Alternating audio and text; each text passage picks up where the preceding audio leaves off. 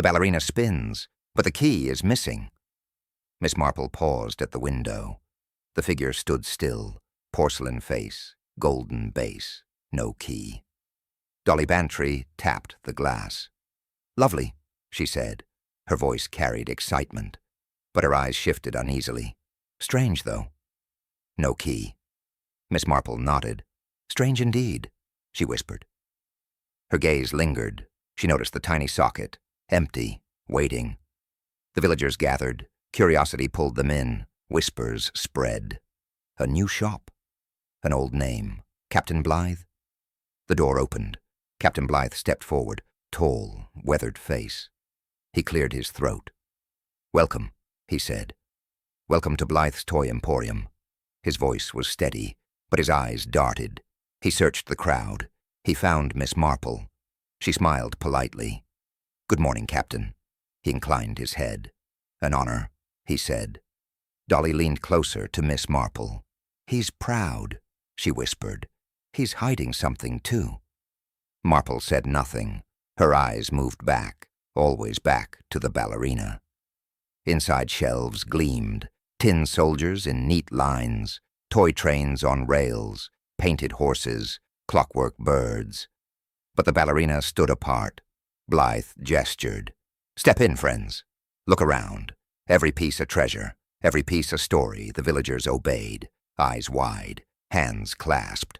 Soft murmurs filled the air. Each toy admired, each price guessed.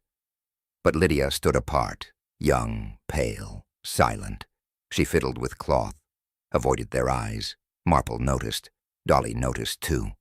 "Shy thing," Dolly whispered. Marple shook her head. "No," she said softly, "not shy." Something else Blythe led them. He spoke of voyages. He spoke of rare finds, each word polished, each phrase rehearsed. Yet Marple's eyes never left Lydia. Nervous hands, tense shoulders, a glance at the ballerina, quick, fearful.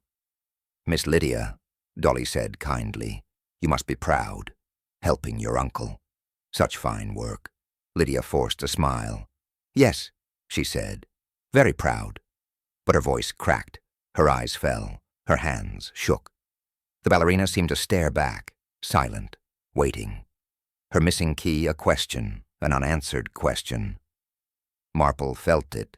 Something wrong, not with the toy, not with the paint, but with the silence in Lydia's eyes. The villagers clapped. Blythe bowed. Pride filled his voice. "Tomorrow the shop opens, a new chapter for me. And for St. Mary Mead." But Marple remained still. Her gaze fixed. The ballerina, the missing key, the nervous girl, the proud man, the unanswered question. Then a shadow fell. Heavy steps, measured tone, a sharp voice. "Miss Marple." She turned slowly. Inspector Slack stood at the door, notebook in hand, eyes narrow, jaw set. He glanced at the ballerina. He glanced at Blythe. He glanced at Lydia. Then he said, "I hope you're ready." Because I sensed trouble, he wanted it all. The words seemed to hang. The villagers stepped aside. A man entered, tall, sharp suit, confident eyes. Felix Greymouth. Captain Blythe stiffened. "Mr. Greymouth," he said. His tone cooled, not warm, not welcoming. Felix ignored it. His eyes moved quick, from shelf to shelf, from soldier to soldier, from train to bird, until he stopped. The automaton, the laughing automaton, metal face grinning, blade hands ready. A clockwork monster, Felix smiled. "That one," he said. His finger tapped the glass. "That one I'll take." Blythe frowned. "It's not for sale." Felix laughed softly.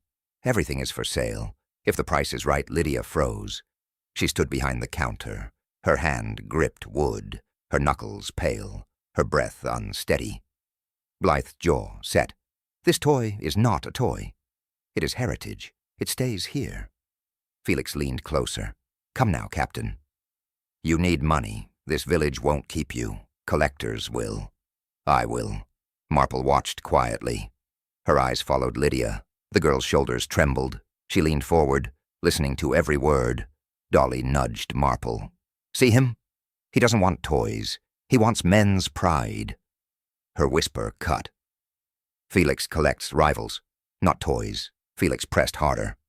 Name your price. I'll pay double, triple. Just hand it over. Blythe's voice rose. No. Clear, firm, unshaken. Felix narrowed his eyes. You'll regret that. His tone sharp, his smile gone. Silence followed. Lydia gasped. Her hand slipped. A glass cracked. The sound rang. Everyone turned. Her face flushed. I'm sorry, she whispered. Her eyes darted, to Blythe, to Felix, then away. Felix sneered. Careful, girl. Such treasures shouldn't be trusted. Not to shaky hands, Blythe stepped forward. That's enough. His voice carried warning. Felix shrugged. His smile returned, but cold. Marple watched them both. Blythe, proud but tense. Felix eager but cruel. Lydia, frightened but listening. Dolly, whispering every thought. The villagers shifted, uncomfortable, sensing storm, but saying nothing. Felix clapped his hands. Very well. Not today, but tomorrow may differ. Blythe turned his back. The talk ended, or seemed to. Felix lowered his voice. Only Blythe heard. Only Lydia overheard. I'll be back. Tonight. 11. Here Blythe froze. Lydia trembled. Marple raised her eyes. She caught the look. She caught the weight. Felix smiled again, smooth, cold. He turned away. He bowed to Dolly. He bowed to Marple. Then he left. The door shut. The shop silent. The ballerina still waiting. The automaton still grinning. Dolly whispered, Trouble walks fast. And it just walked in. Marple said nothing, her eyes heavy, her thoughts sharp. She knew. This night would not pass quietly. And the clock ticked toward 11. The alarm shattered silence. The bell rang sharp, echoed through the lane. Doors opened, lights flickered, feet hurried, villagers gathered. The toy shop stood still, but the door was ajar, unlatched, swinging slightly. Dolly clutched her shawl. Jane, she whispered. Her voice shook. Something is wrong. Miss Marple said nothing. She stepped closer, her eyes fixed, her breath steady, her mind alert. Captain Blythe arrived running, his coat half-fastened, his face pale. He pushed forward. The shop, he gasped. The alarm. Inspector Slack followed, notebook already out. Stand back, he ordered, his voice firm.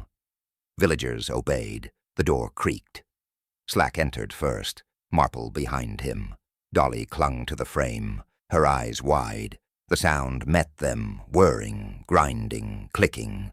The automaton moved, its jaw opened, its laughter harsh, its arms jerked, metal blade flashed, unnatural, wrong. The figure before it, on the floor, still cold. Felix Greymouth, his neck torn, pierced deep, blood pooled, head tilted, eyes open. Dolly gasped loud. A villager cried. Blythe staggered back. Lydia screamed once, then covered her mouth. Inspector Slack knelt. He checked pulse. None. He stood, slowly. Dead, he said flatly. Very dead.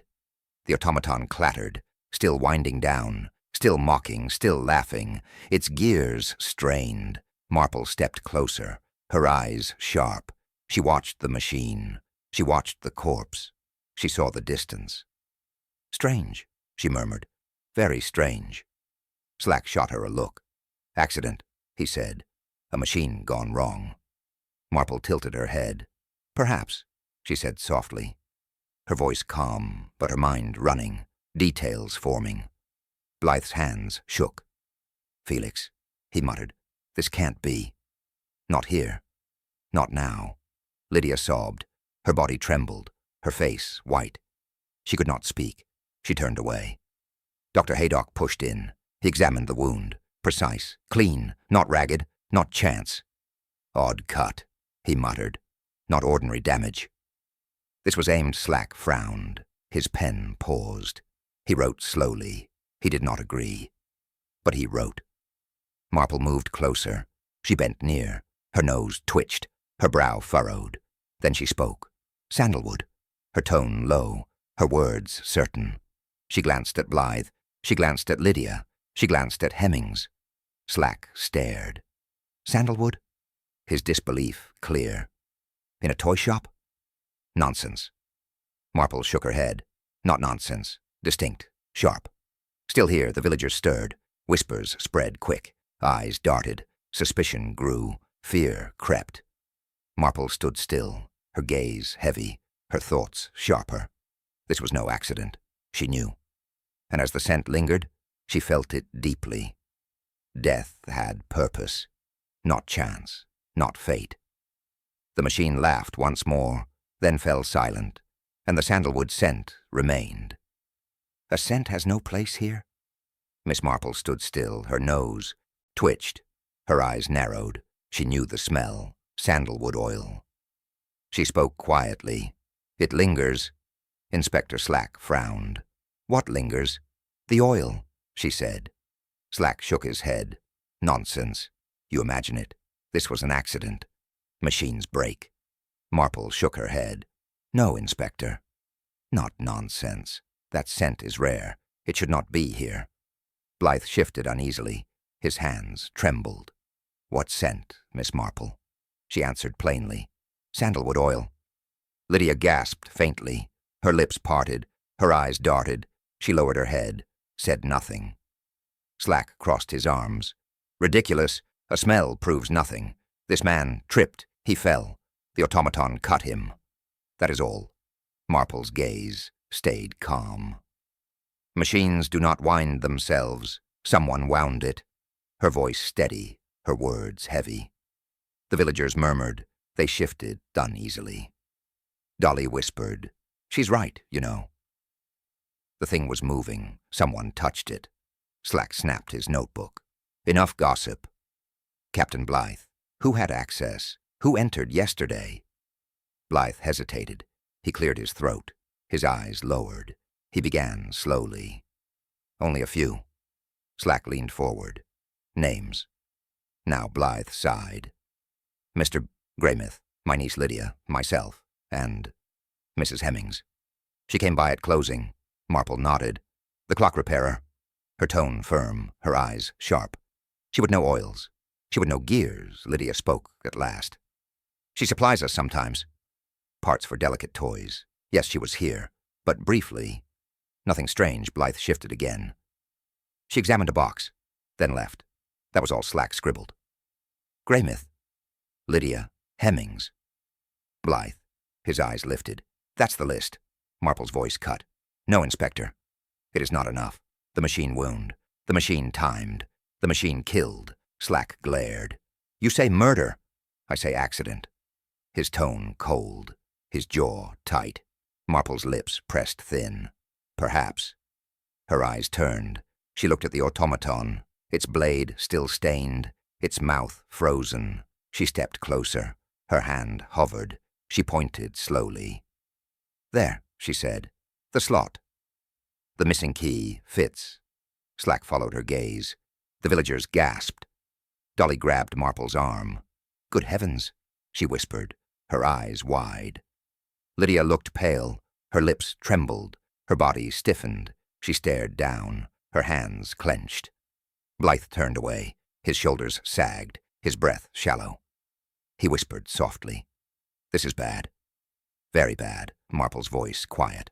Her eyes thoughtful. The key is gone. But it belongs here, and whoever holds it holds the truth. The shop fell silent. The machine loomed, the air thick, the villagers afraid, and the missing key waited to be found. Who wound the toy?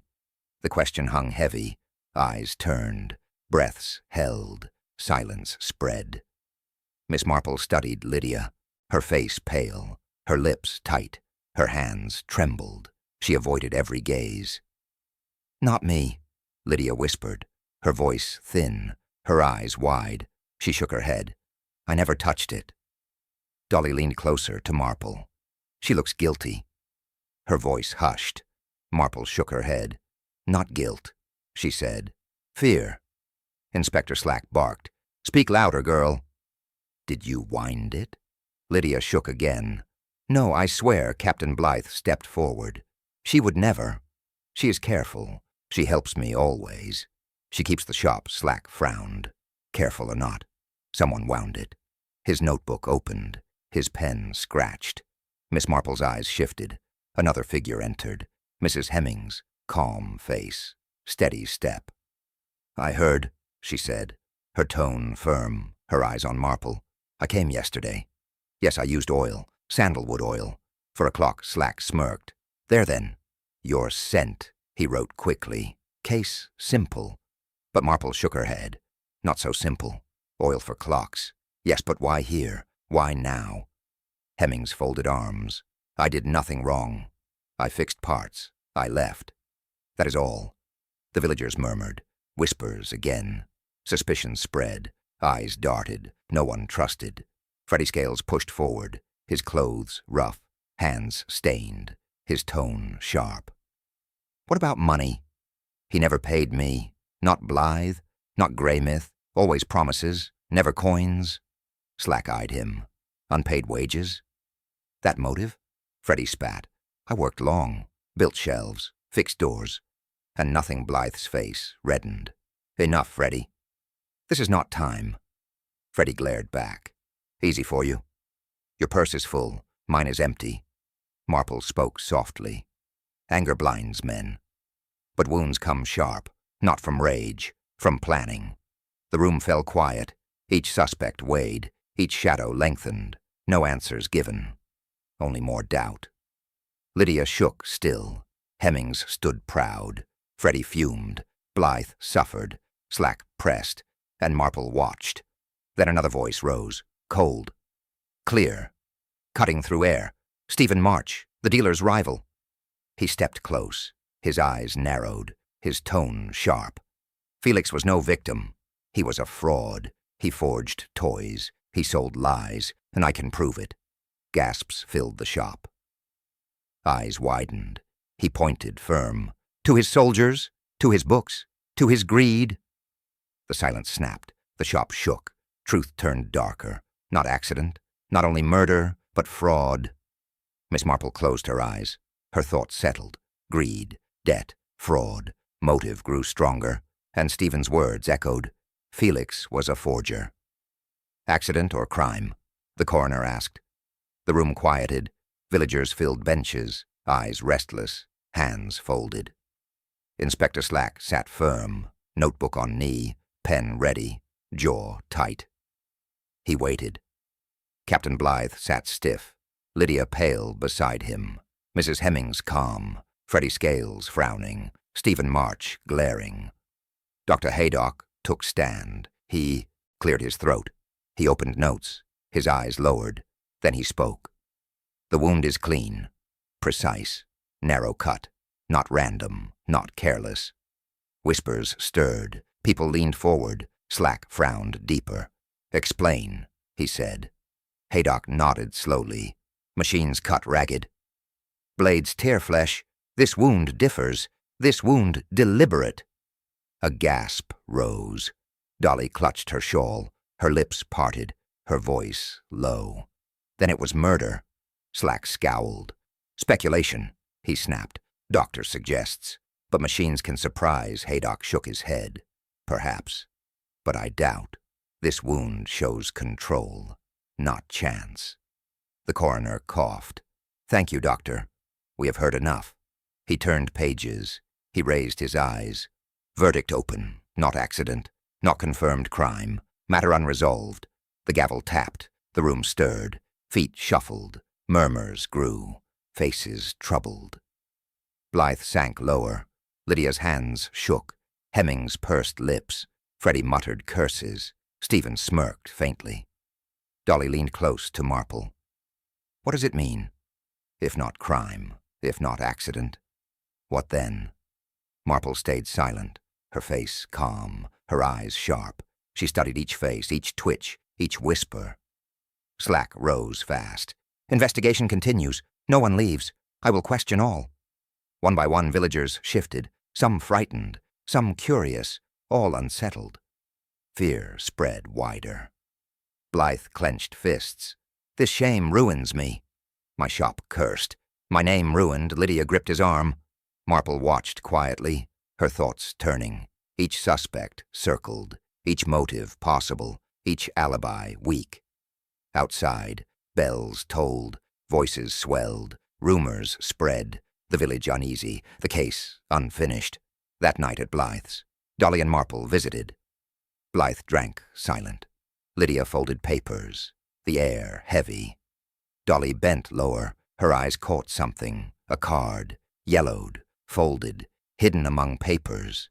She pulled it out. She opened it slow, her breath caught, her lips whispered, "Jane, look here." Marple leaned close, her eyes sharp, her hand steady. She read the words, her brows lifted. It was a condolence card, written years before, but strange, not sympathy, not comfort. It spoke of debt, it spoke of revenge, it spoke of unfinished accounts, signed by a name, faded, but clear. Dolly trembled, her voice cracked. "What sort of condolence is this?" Marple said nothing, her eyes heavy, her heart colder, past and present tied, and Blythe's secrets deeper. The card shook in Dolly's hand. Old ink whispers old grudges. The card lay open. Dolly held it firm. Her hands shook, her lips pressed tight. The words stared back. To Captain Blythe, "Your debt remains, your account unfinished. Time does not erase. Justice waits." Dolly gasped. "Jane, this is dreadful." "It is no condolence, it is a threat." Miss Marple leaned closer, her eyes steady, her voice quiet. "Yes, a message disguised. Old but dangerous." Captain Blythe shifted, his face flushed, his fists clenched. He looked away. He said nothing. Slack stepped forward. "Debt." "What debt?" His voice sharp, his pen ready. Blythe stayed silent, his jaw set, his eyes lowered. Slack pressed harder. "Speak, man." "Explain this paper." Still nothing. The room heavy, all eyes waiting, all hearts tense. Blythe unmoved. Marple spoke instead.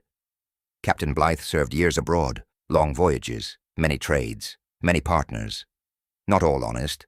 She tapped the card. "This may recall one, a quarrel, a bargain broken, an oath left open." Lydia rose quickly, her voice rushed. "I know nothing. I never saw this.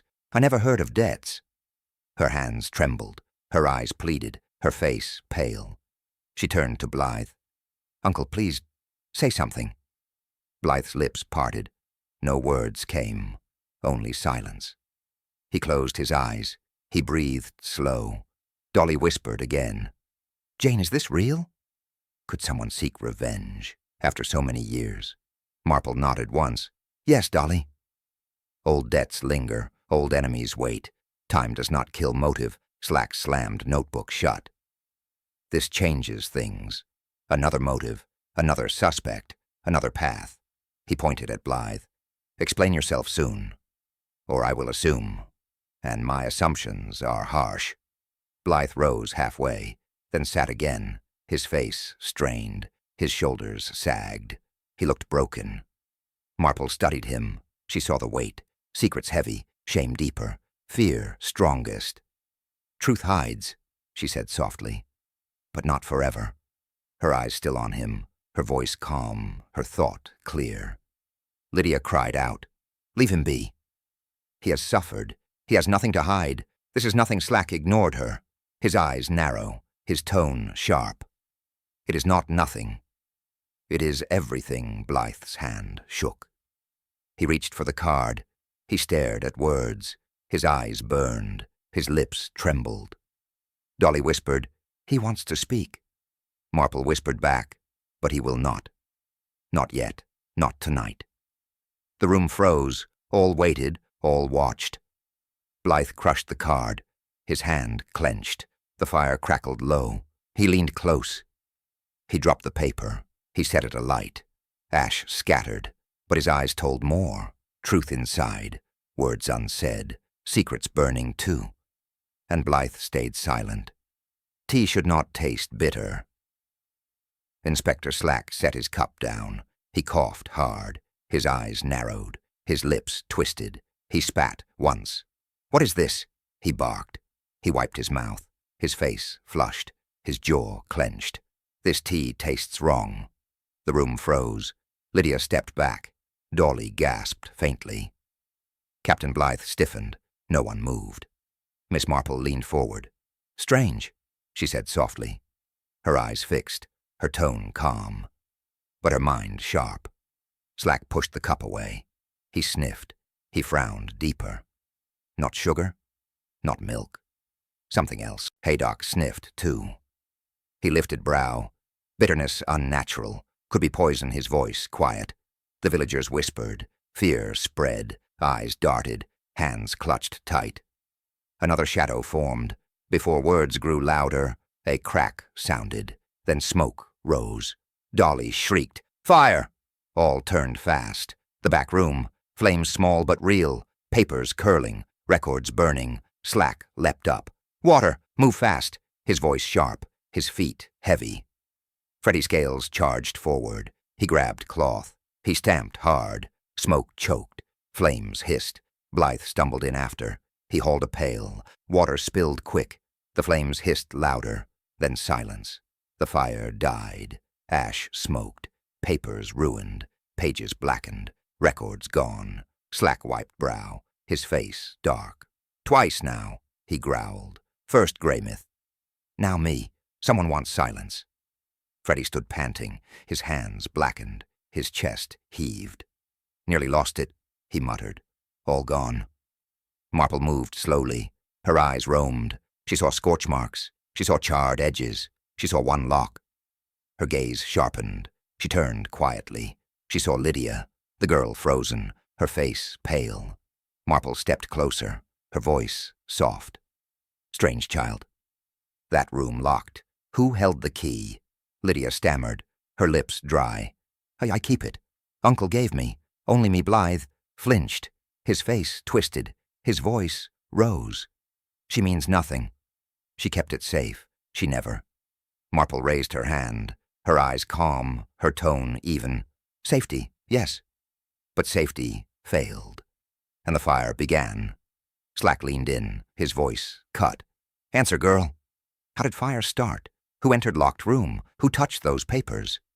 Lydia shook hard. Tears gathered. Her head dropped. Her hands clenched. She said nothing. The villagers watched. Whispers hissed. Suspicion grew darker. Marple saw more. Fear deeper. She sighed softly, her thoughts heavy. 2 attempts now. 1 man dead. Another nearly poisoned. Records nearly lost. She knew. This was not chance. It was pressure. It was warning. And it was close. Her eyes fixed on Lydia, the girl trembling, with the key still in her hand. Numbers hide more than sums. The ledger lay open. Miss Marple bent closer. Her finger traced lines. Her eyes narrowed. Her lips pressed. "Strange," she murmured. "Very strange." Inspector Slack frowned. What now? He stood over her, his pen ready, his tone sharp. "These entries," Marple said, "they do not match." Her finger tapped. Repairs listed, but not real. Objects described, but not here. Blythe stiffened. "That book is old. Some notes unfinished, some work delayed. Not all matters." Marple looked at him, her eyes calm, her voice steady. "Or some false, not unfinished, not delayed, just lies." The villagers shifted, murmurs low, suspicion heavier, eyes restless, hands folded tighter. Slack leaned down. He read fast. His brow furrowed. "Toy train restored." No toy train here. Soldier regiment repaired, but soldiers broken. He glared at Blythe. "Explain." Blythe's mouth moved. No words came. He glanced aside, his shoulders hunched. He turned pale. Dolly whispered, "He looks cornered." Marple nodded slightly. "Yes, he hides something." Hemmings shifted too.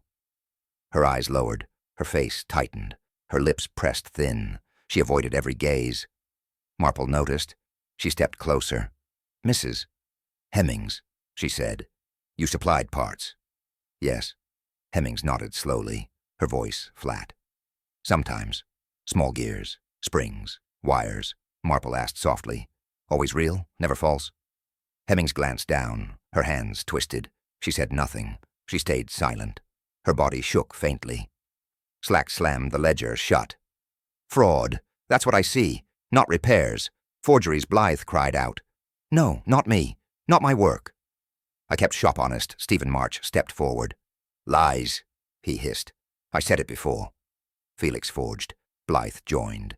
Together they tricked collectors. Freddie grunted loud. Figures. They had money. I had none. All from lies. Dolly whispered again, her eyes on Marple. This grows worse. Each page darker. Each name dirtier. Marple stayed quiet. Her thoughts turned. She measured faces. She weighed words. She watched Hemmings most. The woman still looked down, still avoided every eye, still silent, her guilt unspoken, her fear rising. Lydia clutched her uncle's arm, her voice low. Say something. Defend yourself. Please Blythe only sighed, his chest in heavy, his eyes tired. No words left, no fight left. The villagers grew restless. Accusations filled air. Fraud now tied. Murder still looming. Truth unclear. Then Dolly leaned near, her eyes wide, her voice hushed. Jane, listen. The ballerina, her tune. It is not original. I heard it. Changed. False Marple turned at once, her eyes sharp, her mind racing. Fraud confirmed, fraud deeper, fraud tied to murder. And the ballerina's false tune whispered louder. Music hides secrets. Miss Marple bent lower. Her finger tapped the ballerina's bass, the surface loose, a line thin, a panel not fixed. She pressed lightly. The panel moved. It clicked open, a hollow space revealed.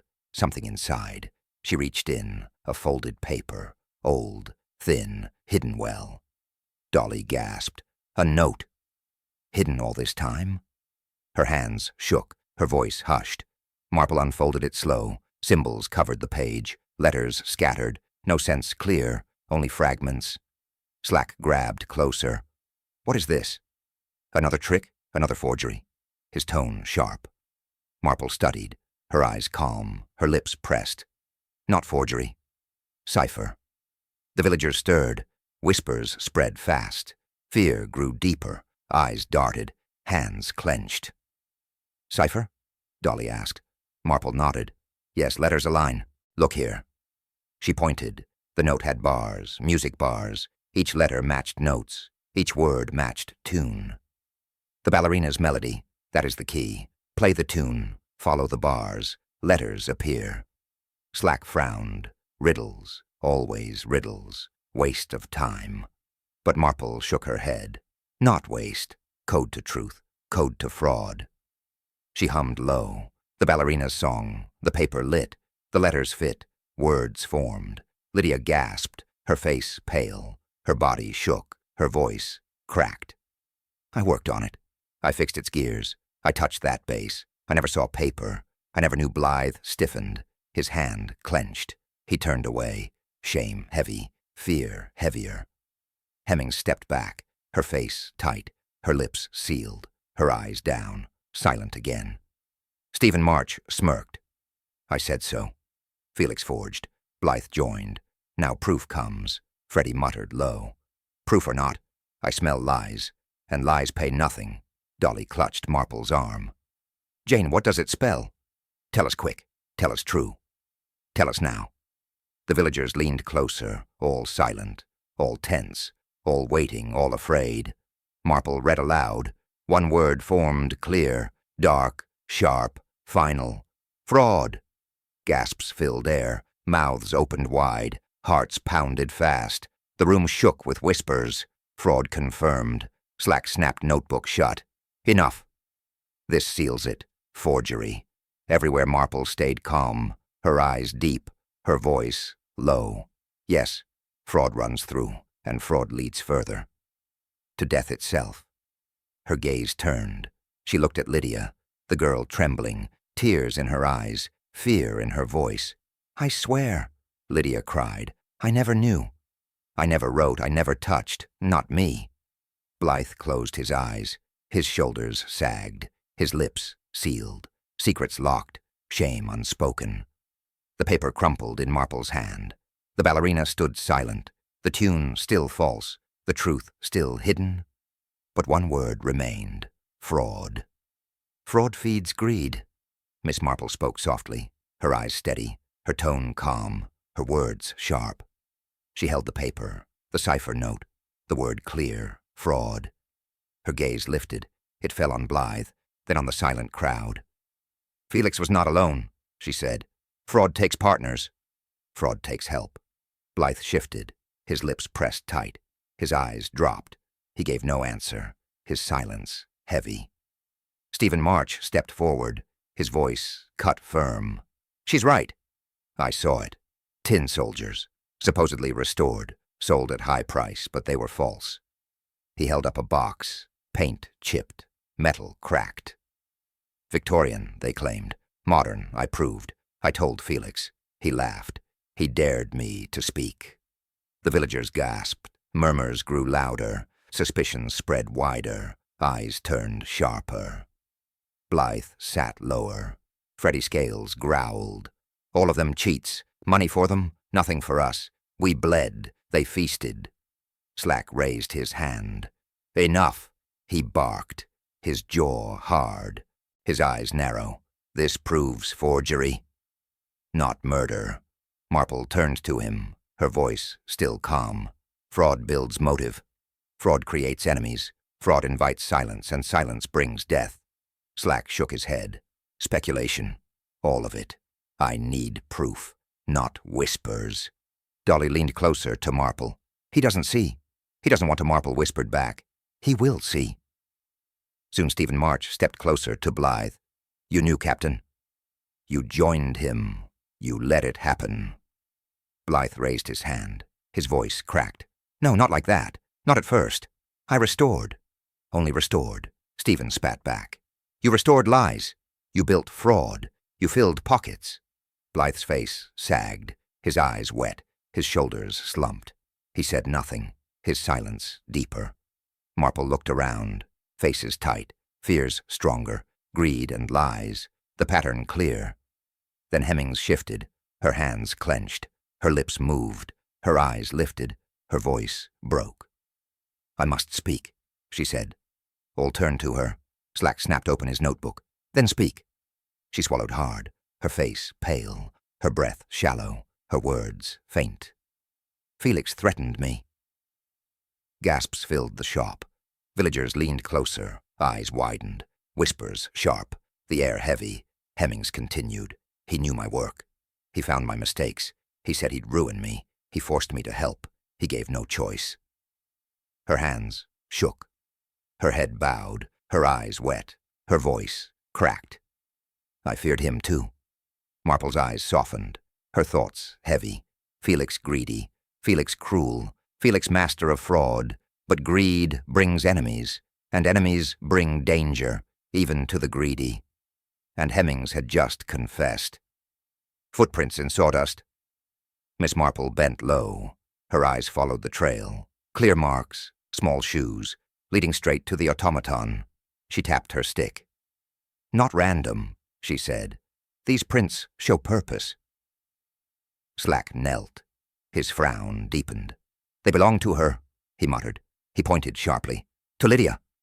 Lydia froze, her face drained, her lips parted, her hands clenched. She stammered. Blythe turned, his eyes wide, his voice cracked. Lydia? At night? Dolly whispered. She looks caught. Marple nodded slightly. Yes, but not yet guilty. Slack barked loud. Speak, girl. You entered here, after hours. Why? Lydia shook hard. I didn't. Not like that. I wasn't. Her voice trailed. Marple raised a hand, her voice calm. Let her breathe. Accusations prove nothing. We need time. She moved to the automaton. Her fingers touched the gear. She watched the spring. She measured the weight. Then she timed the run. Her lips pressed thin, her head tilted, her words careful. This wound-down cycle, it ended late. Someone wound it. Not long before discovery, Slack stiffened, his eyes sharp, his tone clipped. You mean timed? On purpose? Marple nodded. Yes. Not accident. Someone chose the hour. Someone set the trap. Blythe staggered back, his face twisted, his hands shook. Not Lydia. It cannot be. Not her. Marple watched quietly, her eyes steady, her mind clear. She studied Lydia. The girl trembled. Tell us, Marple urged, her tone soft, her words measured. Why were you here? Why touch the machine? Lydia burst out, tears-filled eyes. Her body shook, her voice cracked. Yes, I came, I touched it, I wound it. Blythe groaned loud, his head fell, his voice broke. My own blood, my own kin. Slack snapped his book. There then. Confession, simple as that. But Marple raised her voice. Not simple. Not yet. Listen to her words. All turned, all waited. Lydia's chest heaved, her hands twisted, her lips quivered. She cried again. I did it. But not for me, not for greed, not for lies.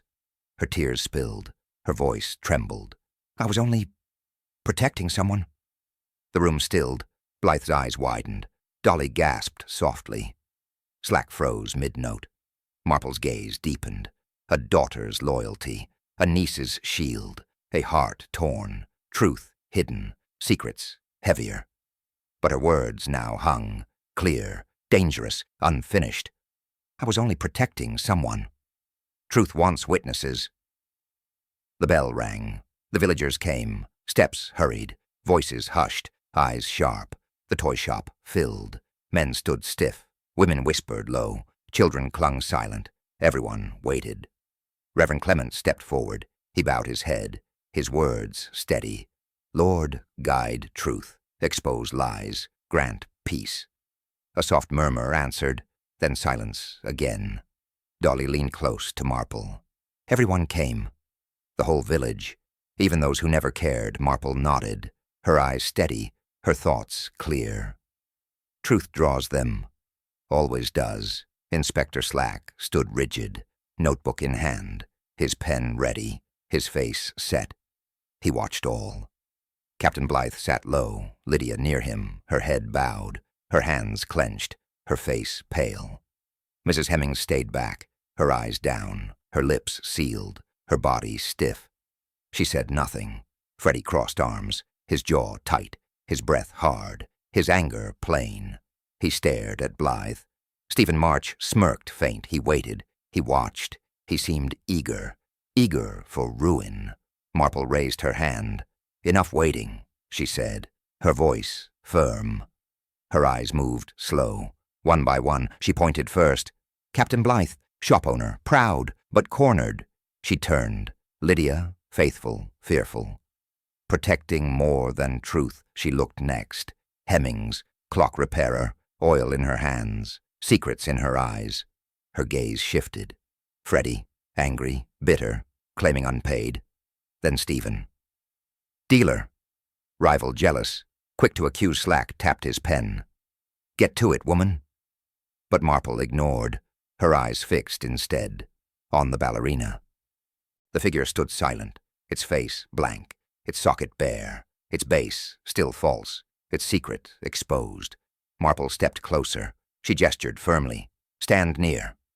All of you, form a circle. The suspects moved, slowly, uneasy. They gathered around the ballerina. The villagers pressed close, breath held, eyes wide, hearts quick, waiting.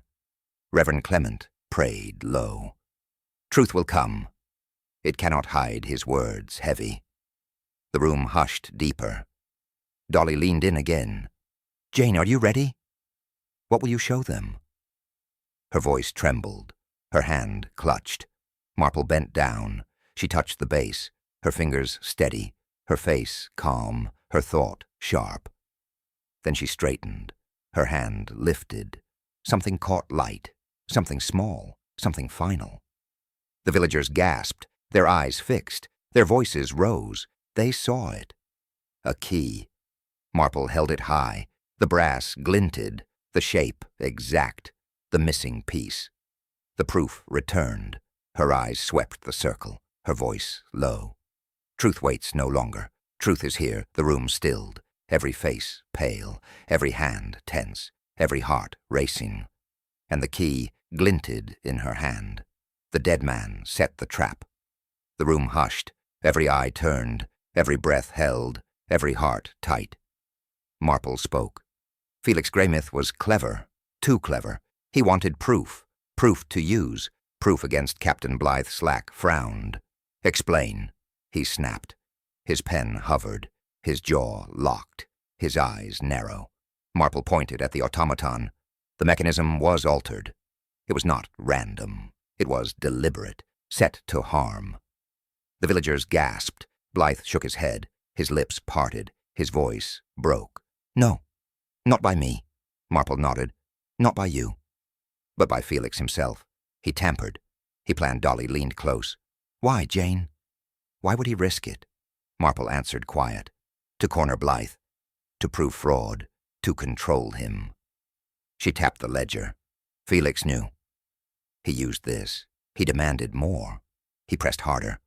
Blythe's shoulders sank. His hands trembled. His eyes wet. Yes, I restored toys. I altered pieces. At first small, then larger. Felix pushed. Felix profited. Stephen March smirked. I said it. Fraud everywhere. Blythe joined him. Marple raised her hand. Fraud, yes. But murder, no. Captain Blythe helped. But Blythe did not kill. He feared Felix. He obeyed Felix. But he did not strike Felix down. Slack's brow furrowed. So you claim? Felix made his own trap. Then fell into it? Marple nodded. Yes, he tampered. He wound too far. Or misjudged his own plan. He wanted drama. But drama turned deadly. Dolly shivered, her voice faint. Then his death, his own making. Marple spoke softly. Perhaps. But not fully. The machine was wound, not by chance, not by accident, not by Felix alone. Lydia gasped, her hands clutched, her eyes wide, her voice cracked. Then who? Marple's gaze swept. From Blythe, to Lydia, to Hemmings, to Freddie, to Stephen. Her tone heavy. Someone here touched it. Someone here wound it. After Felix set the snare, after Felix's plan began, that hand-sealed fate Slack wrote fast, his voice sharp. Name them. Give me the one. End this now. But Marple stayed silent, her eyes thoughtful, her lips sealed, her mind deep. Not yet. Blythe groaned. He covered his face, his voice low. Enough. I confess fraud, not murder, never murder. The villagers shifted. Murmurs rose. Accusations whispered. Fear spread again. Truth incomplete. Marple sighed. Her eyes softened. Her heart heavy. Fraud fed greed. Greed fed danger. And danger killed. She looked at the automaton. Its blade still marked. Its key still missing. Its silence louder than words. Then her gaze lifted. Her words fell clear. Felix set the trap. But someone else wound it last. The villagers froze. The silence thick. The question hung, the answer near, but not yet spoken. Protecting blood, not truth. Lydia shook, her eyes red, her breath uneven, her hands clenched tight. She could not hide. Miss Marple waited, her gaze calm, her tone soft. Say it, child. Say what you did. Lydia sobbed once. Her lips parted, her voice cracked. Yes, I wound it. Gasps filled the shop. Dolly clutched her chest, her eyes wide, her whisper sharp. Oh, Jane! Inspector Slack slammed his notebook, his voice cut. Confession! Clear as day. You wound it. You killed him. Lydia cried harder. No, not to kill. Never to kill. I only meant delay. Blythe groaned. He covered his face. His voice broke. My niece. My poor niece Slack stepped forward. Delay what? Explain yourself. Now Lydia nodded slowly. Her tears fell. Her body shook. Felix threatened us. He wanted proof. He wanted Uncle ruined. Her voice faltered. He said fraud. He said prison. He said disgrace. He laughed. She gasped for air. I panicked. I wound the automaton. I thought it would waste time. Stop him from digging more. Just delay. Slack's face reddened. You call this delay? A man dead, blood spilled, and you stand here crying. Dolly touched Marple's arm, her whisper urgent. She looks broken. So young, so desperate, Marple spoke gently. Not murder, not intent, just fear. Fear for Blythe, fear for family. Blythe reached for Lydia. His hands shook, his voice weak. You should have told me. Not carried it alone, not risked yourself. Lydia sobbed louder. I tried. But he pressed me. He laughed at me. I couldn't bear it, the villagers muttered. Some pitied her. Some doubted her. Some turned cold. Suspicion heavy still. Slack's tone cut again. You wound it. You set it moving. The rest follows. That is guilt. Marple raised her voice. Not yet. Not fully. Listen carefully. The crowd fell quiet. Her eyes turned sharp, her words deliberate. Yes, she wound it, but the oil scent, that was not hers. Lydia lifted her head, her tears fresh, her voice small. I never touched oil. I never used it. I swear it. Marple nodded. I believe her. The scent was distinct, strong, not from Lydia's hands. Slack hesitated. His pen stopped, his brow furrowed, his lips pressed. Doubt crept in. Dolly gasped. Her voice trembled. Then, someone else. Marple answered quiet. Yes. Someone added oil. Someone meant the cut. Someone finished the plan. Lydia shivered. Her shoulders dropped. Her voice broke again. I only wanted to protect him. Not destroy. Never destroy. Marple's eyes softened. Her tone heavy. Protection blinds. It hides truth. But truth returns. Always returns. The villagers held their breath, eyes wide, hearts pounding. The question sharper. If not Lydia, then who? Greed hides in toys. The villagers leaned closer, the shop silent, the automaton still, the ballerina mute. All eyes on Marple. She stood steady, her gaze calm, her voice measured. It was not Lydia. It was not Blythe. Inspector Slack frowned. Then who? His tone sharp, his pen ready, his eyes narrow. Marple's hand lifted. She pointed slowly. Toward Mrs. Hemmings, the clock repairer, the quiet woman. Gasps filled the room. Hemmings froze. Her lips trembled. Her eyes darted. She said nothing. Marple continued. The scent. Sandalwood oil, strong, sharp, distinct. It belonged to her hands. Hemmings shook her head. No, I only repaired. I only helped. Not this. Marple stepped closer, her voice steady. Machines need care. But this oil, this was fresh. This was added. It made the cut swift. Slack leaned forward. So she wound it. Marple shook her head. No, she did not wind. Lydia wound. But Hemmings oiled, and oil turned wound into death. The villagers gasped louder. Some stepped back. Some whispered quick. All stared at Hemmings, her body stiff. Marple's words pressed on. Felix threatened her. He blackmailed her. He used her mistakes. He held her name. She feared ruin. Dolly whispered, Oh, Jane. Dreadful. Her hand clutched tight, her eyes wet, her voice weak. Hemmings collapsed onto a chair. Her shoulders sagged. Her hands shook. Her voice cracked. He forced me. He knew my errors. He said he'd expose me. I had no choice. I only meant to weaken him, not kill. Never kill. Slack snapped shut his book. You confess, then. You admit it. His tone hard, his eyes cold. Hemmings wept, her head bowed, her voice faint. Yes, I confess. I did it. But I was his victim, too. The villagers murmured. Shock heavy, shame heavier.